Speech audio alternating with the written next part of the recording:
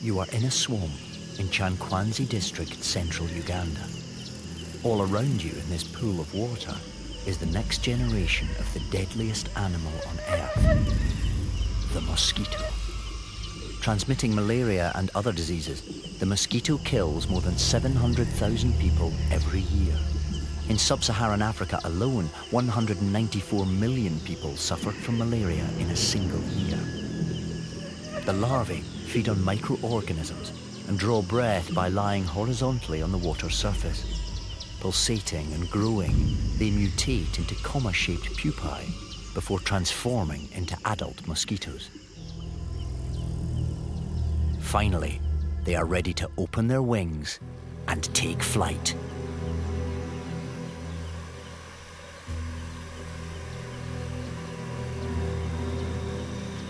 The males of the swarm are smaller than their female counterparts and are completely harmless to humans.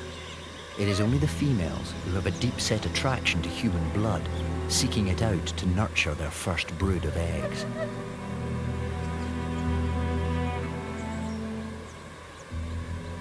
Female mosquitoes are not passive hunters. With highly honed stalking techniques, they track the CO2 of human breath from as far as 50 meters away. In endemic areas like this village, people are known to have contracted malaria as many as 20 times. A mosquito that feeds on a human still carrying the malarial parasite absorbs it into their system, arming them with the deadly ability to infect countless others.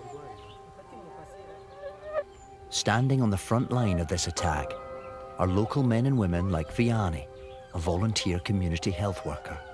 He works to improve the health of children under 5 and pregnant women in the fight against malaria.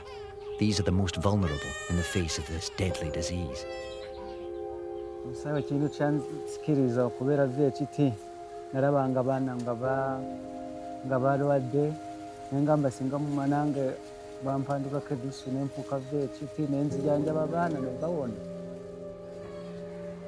Local woman Doreen has come to Vianney. She's concerned. Her 8-month-old daughter is demonstrating worrying symptoms that could be malaria. Vianney performs a simple test on the young girl, called an RDT, a rapid diagnostic test. Vianney will take a small sample of blood and in 15 minutes know whether Doreen's child has malaria. Doreen anxiously awaits the results of Vianney's rapid diagnostic test. On the wall to your left, you will see electron microscopic imagery of a feeding mosquito. Mosquitoes bite with a sharp proboscis, which is part of their mouth. They have evolved to pierce the skin painlessly and suck blood into their body through a choice of 2 special tubes. They can drink as much as 3 times their own weight in blood. They use saliva to stop the blood from clotting, but it is this saliva that also transmits the malaria parasite, and a new human contracts the disease. After a nervous 15-minute wait, Vianney has the good news that Doreen's daughter does not have malaria. This time, they are fortunate.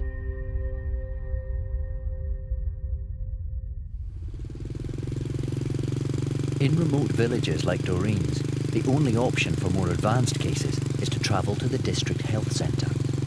For many, this journey can only be completed by hiring a local bike taxi. The expense of this single bike taxi can result in a life and death dilemma. The taxi can cost as much as £4 for the furthest drive. When you think that many families live on just £1 or £2 a day, you can see how people struggle to afford a simple trip to hospital.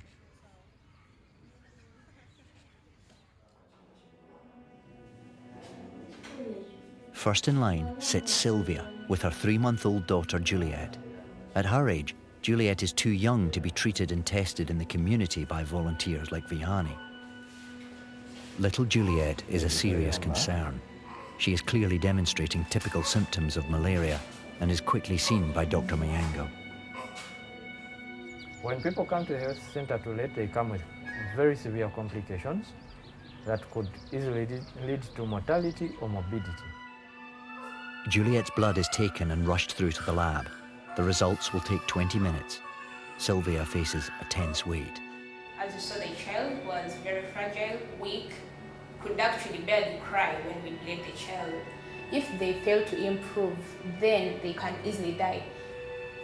The news is not good. The blood test confirms that Juliet does have malaria. The malaria parasite is moving from Juliet's liver into her bloodstream, bursting her blood cells to cause fever.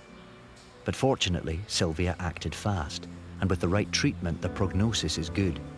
Juliet is expected to make a full recovery. Sport Relief uses money raised by the British public to help projects like this to fight malaria by training health workers like Vianney. The scale of the challenge that confronts volunteer health workers is truly monumental. And they are powerless without the basic rapid diagnostic tests. Each RDT costs only 30p.